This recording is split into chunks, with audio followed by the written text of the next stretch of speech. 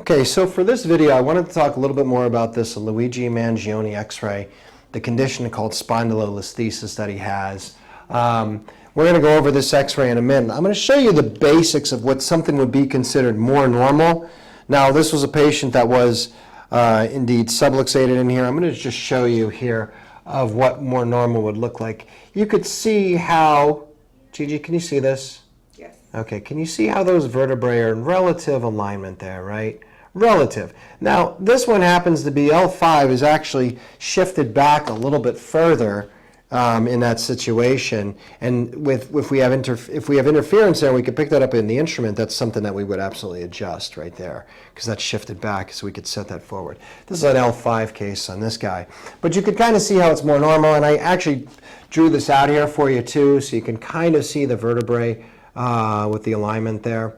How it's more normal. Okay, so when we go down to the shooters,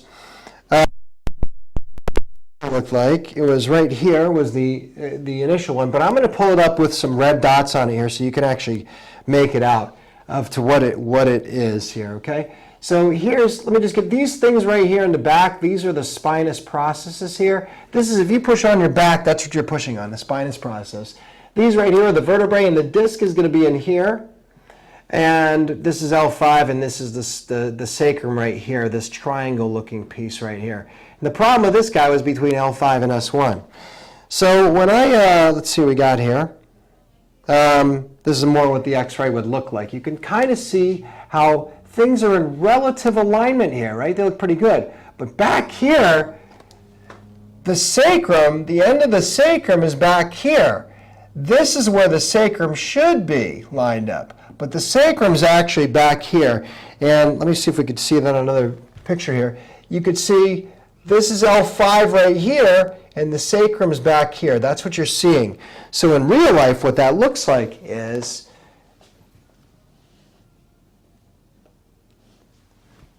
the sacrum. This is not the model for this, but what's happened is where these vertebrae, these holes are lined up, the sacrum is now, the L5 is shifted forward. And what's happening is that's what's causing that nerve to be choked off in there. And where it should be in more normal light like this. So what happened in his case was they fused this. Instead of having a chiropractor adjust this case, now they said it was a spondylolisthesis. And the case of a spondylolisthesis, incidentally, and I didn't go over this, is what happens in the case of a spondy is the pars breaks. Sometimes it's elongated, but most of the time it's breaks. Usually it's from either it's congenital, you're born with this, or it can be something from a lot of time the scorpion move does it. When gymnasts get this frequently, where they land on their stomach and their legs go over the back. What that does is that fractures, oftentimes will fracture this. So this is very common among gymnasts. And what happens is when that vertebrae gets broke, that kind of just moves up and it shifts forward. Now you can kind of see here, let me see if we can diagram this for you. This, you could see how far forward it is. This is the back of the sacrum. This is the back of L5. They classify the spondy as far as grade 1 through grade 4. I think it might be in grade 5 now. But midway through would be a grade 2 because that's 50% in. So this one, from here to here, is probably a grade 1, somewhere around there, maybe grade 2, I don't know. But regardless, what they did was they foolishly, and this is the problem in medicine, they fused that in this position. They fused it like this. So that nerve was always, it's perfect position. At least before it was able to move. Now, I'm going to show you a case here that we had come into the office with a spondy too, and how a chiropractor would deal with this.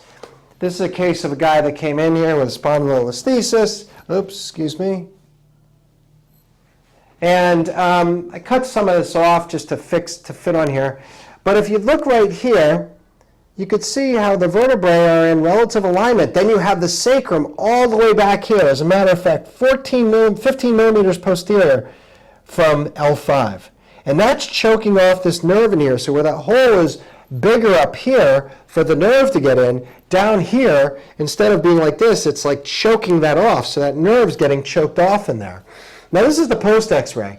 On this guy, only 1 millimeter of posteriority was taken out. This went from a 15 millimeter to a 14 millimeter posteriority. Let me see if I can get this up here for you guys.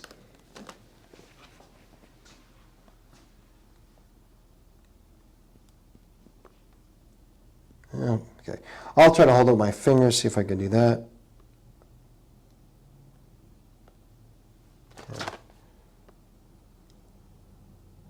Sorry guys, so this went from a 15 millimeter to a 14 millimeter posteriority. So only 1 millimeter of posteriority was taken out. But that being said, there was enough interference from the nervous system that was taken care of that, check out this out. This is a plumb line straight up from the center of L5 right here. You can see how L1, this plumb line is right, it goes, just touches the edge of the vertebral end plate there. But now, look at this. It's actually 19 millimeters. So even though only 1 millimeter was taken out down there, the rest of the body started to adapt. These aren't much change here, 42, 48, but it was enough. Changes in this guy. Now I'm going to just go over the changes here. You could go over the changes here with you really quickly. This is what he said. He said the was the low back pain condition, but he said his back pain and neck pain were 50 and 60% improved. He was still concerned about being able to wrestle and work out heavy, but this is 6 weeks after that was taken, that post X-ray. The neck pain, and a lot of other things changed too, because, for instance, indigestion. Well, the intestines, the sacral nerve, L5 and sacral, the L5 S1 nerve, that innervates the sacrum, or the intestines, where the part of the digestion is taking place. So all these other things are starting to change without even getting them adjusted. The point is in this case,